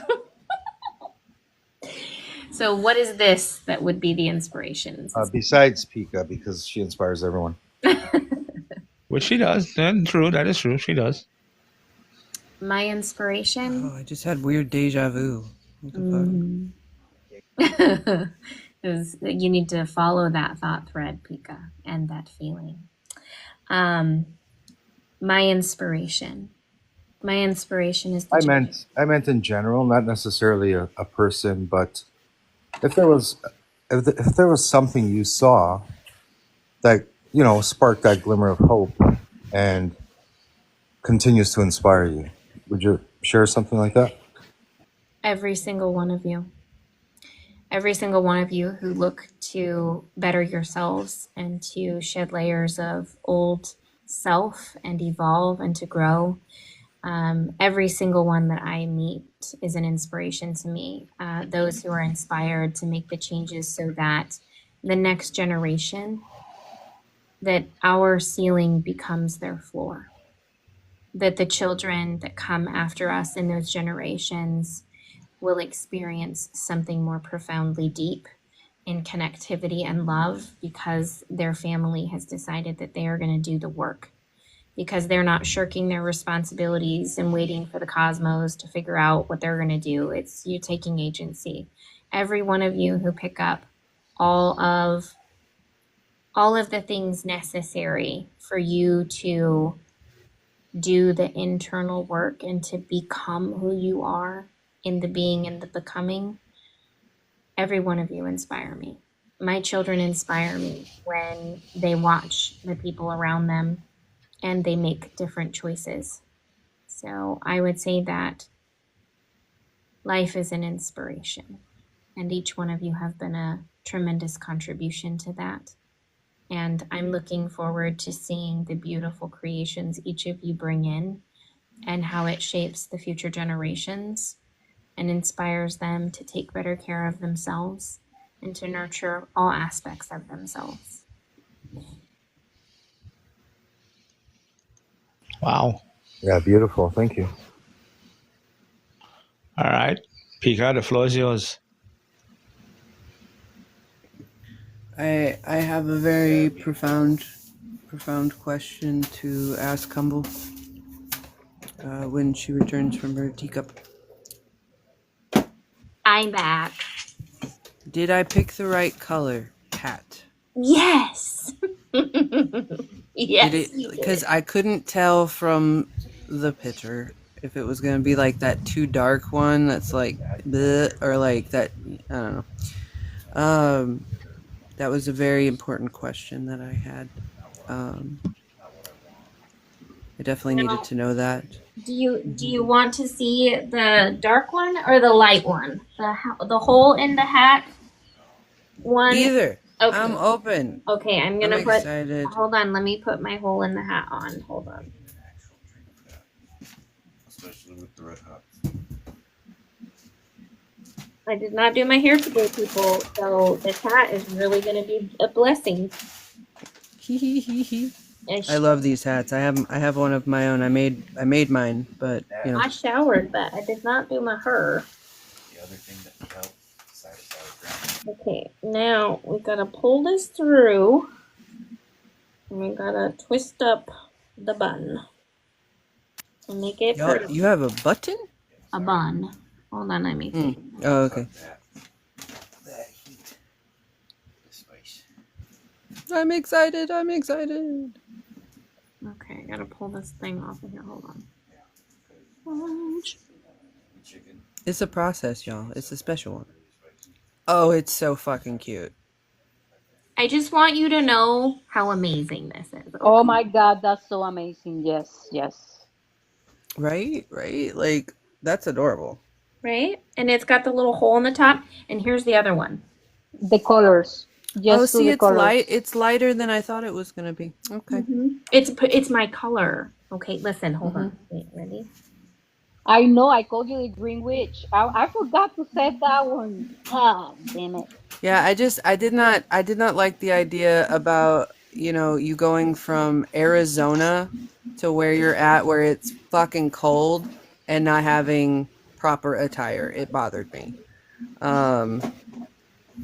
So we needed to change that. Plus, It's so phone button warm. fingers.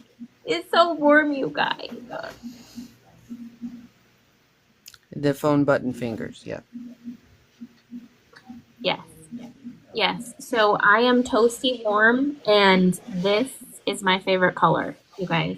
This is the heart right here, all over me. Oh, I love that. I'm so glad. And it fits well and It's you so never know wonderful. with hats, man. You really don't. I know, It's, right? it's kind of a toss up. Yeah. No, this is But fabulous. the beanie looks ginormous too, so fucking win. Because I was like, those one beanies that are like stupid? You that know are that- like teeny tiny? Like that's totally gonna work. Oh, that's adorable. Sandra's face. I will wear both. Well, the other pair of gloves come tomorrow. Oh, I don't like that they split it. That bothers the I like here's everything all at once. I'm terrible when it comes to like waiting for gifts, y'all. It's like I didn't have even know they Christmas were gifts coming. I had no idea. close by me, and I'm sitting here like I know the fact that you didn't know. It's only because I told Gems. That's it. I wouldn't have been able to keep my mouth shut otherwise. I'm terrible at it. I have some Christmas gifts in eyesight, and it's like the fact that my husband doesn't know these ones are by a wing and a fucking prayer, and that I forget that they're right there. That rhymed. That was good. Yeah. Yes, and I got this new deck from Pika. Oh, it totally spoke to me. I'm Well, like, the ah. The twin flame. I love when It doesn't say twin flame. That says looks like that the twin flame love is coming, Humble. I've told you. Oh, the Enchanted love path. one. Yeah, this is the Enchanted Path, and this deck is amazing. The cards that are in here, they speak to my heart. Yay. Like, I love this. It's like part it's part sketch and it's left hemisphere, right hemisphere, lateral, because it's got the watercolor and the sketch with it. Oh, it's beautiful. I love it. My only concern with that is that you already had it. No, I Like didn't. that was my only concern when it came to it. I'm like, there is a damn good chance she already got this one because this is like totally her. But Totally me. no. Oh, thank you guys. But this is beautiful, and I am so grateful. Pika, you're so thoughtful. And Pika's been pushing me to be creative. I want to get into artistry, drawing, and things. And I Virgo rising perfectionism, so it's stunted my growth in being able to do it, and it's been my own stumbling block. But she has gently nudged me in the right direction. Beautiful. Well, at least halfway, because the other part is in the other box. Well, it's coming. It'll be here. Samantha, I know, but I can't tell you like that. This is like the one thing. Like, you want to know a full ass trigger for Pika is separating it in 2 days. Just send it all at once. I told you to. Why didn't you do it? Good. All right. But that's it. Okay. Yeah. I love All But right. ha, Tantra, I got her on camera. I win. Yes, she did. Yeah, small thing. It was meant to be that particular way. So I lose now. I don't like this I'm not. wrong direction. All right. I All don't right. like looking at myself on here. So, You can flip it. Samuel, Uh, do you have anything to say to Humble? I do. All right, cool. Um, Floor is yours. Great. Come closer to the mic, though. oh, is that better? There's that iPad. I'm not used to it. Maybe I should. Find the microphone. It's probably at the bottom if it's iPhone. Oh, it's an iPad. It's an iPad Air. Oh, that's actually better. Okay.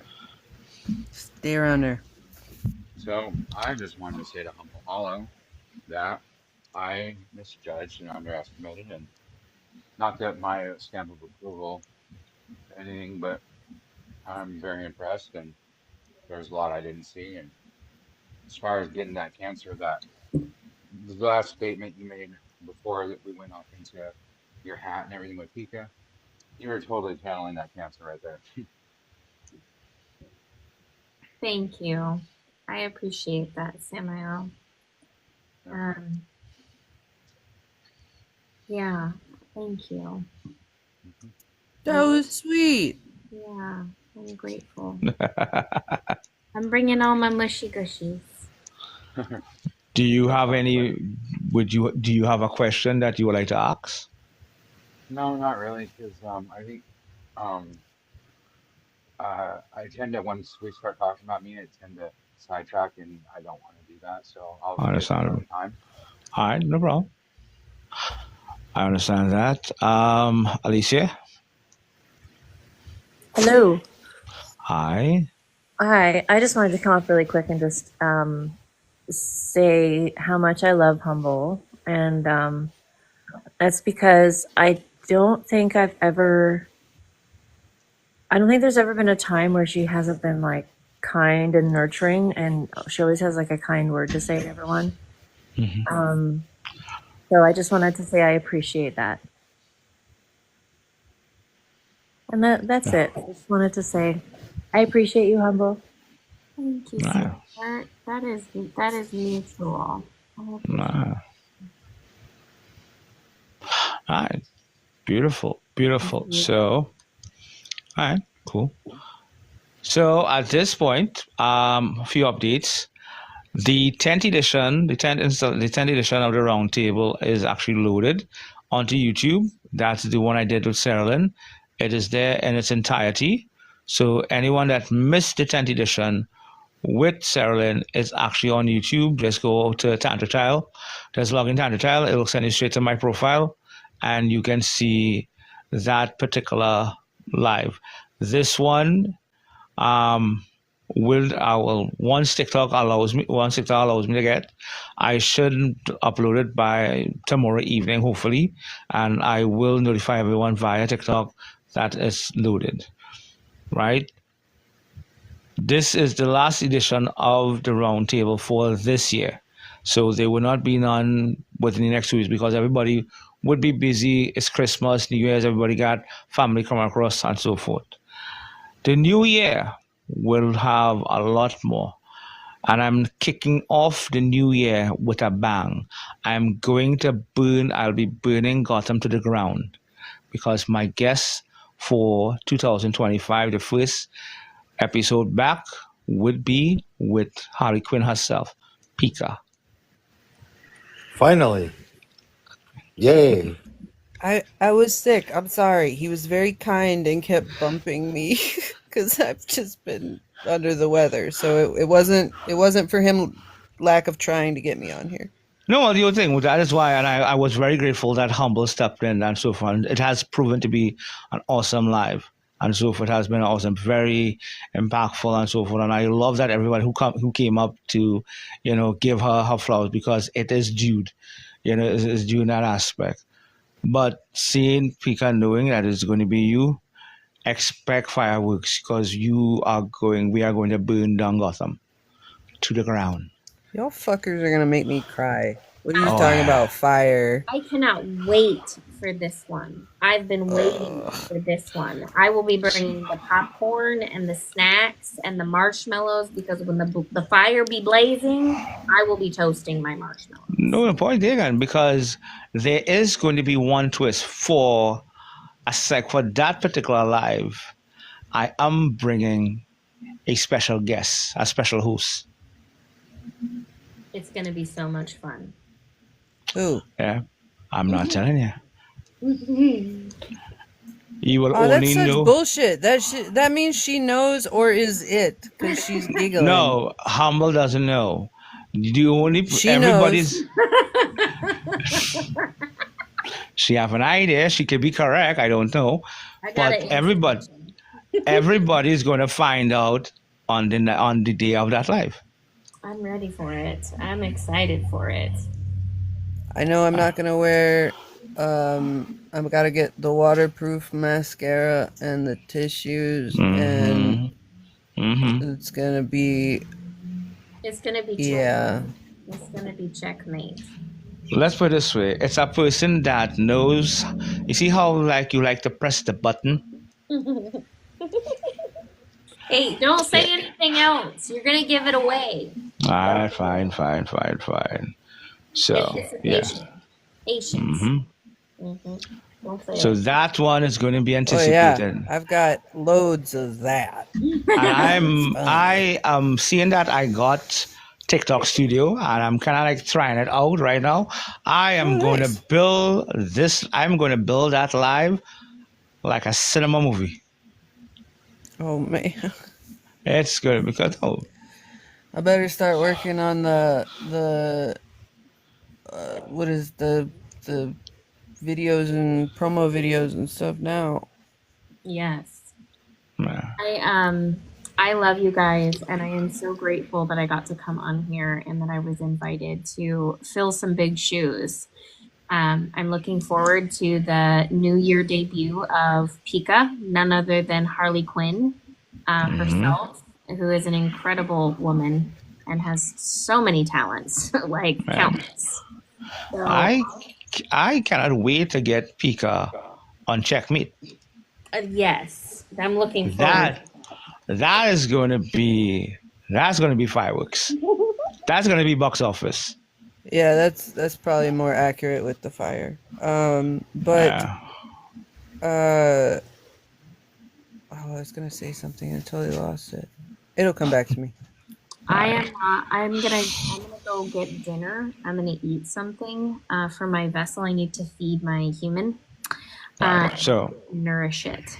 right. So at this point, as I always do, one, I want to thank everyone who came on the panel to give Humble her flowers because it is rightfully due. She's owed that and much more.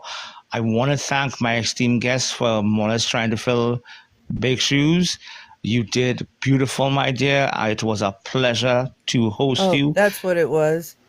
It went way better than I thought it was gonna. I thought two cancers talking to each other, it was just gonna be like a standstill brick wall. I'm not gonna lie. I was curious. It was gonna be like, oh, you trying to break in, bitch, please. It was gonna be like a back and forth with that. So I thought it went lovely, and I thought that, it just went way better than expected, in my opinion. Yes. And that's what Yeah. I'm saying. No, she is a magnificent host, guest, and I cannot wait to see what she brings to the community and to TikTok in the new year. We know it's going to be awesome. It's going to be out of this world. It is going to be edifying. It's going to be healing. There's going to be everything that she desires because she puts herself in everything. And she does the work. She is chopping the wood, towing the water, and we are seeing that. So we cannot wait for the new year to what you're going to bring, my dear. At this point, you are the guest, and I do every guest for every live. You get to end the live. Well, thank you everybody for joining the Tantra Child Roundtable for the last edition of 2024. This year has brought us incredible connections, metamorphosis left and right. It has been a roller coaster of excitement, of challenges, of change and evolution. And I look forward to seeing you all in the year 2025.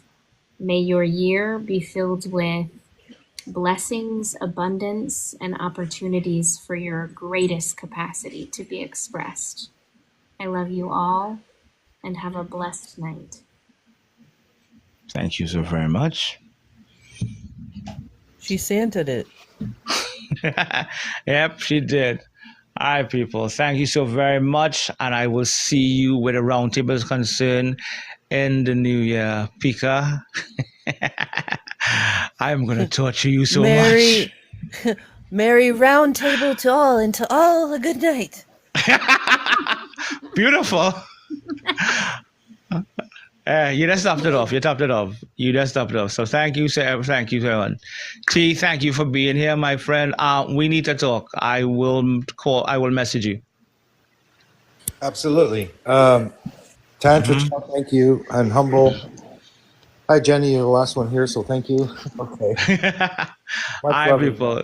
Great live. Much love. Thank you so very much. Thank you, Tantra Child. Not a problem, my dear. Anytime. Anytime. Hi, people. Later. I'm out.